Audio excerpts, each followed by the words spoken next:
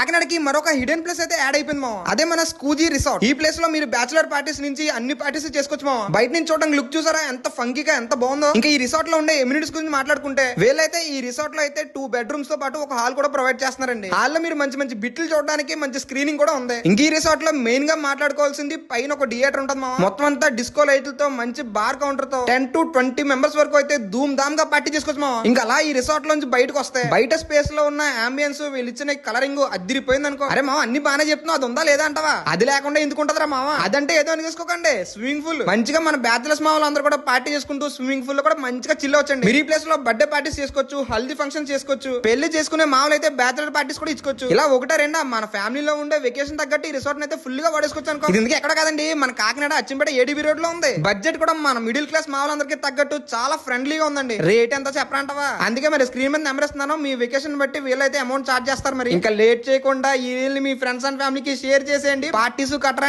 ఉంటే మన స్కూజీ రిసార్ట్ లో జరిపేసుకోండి.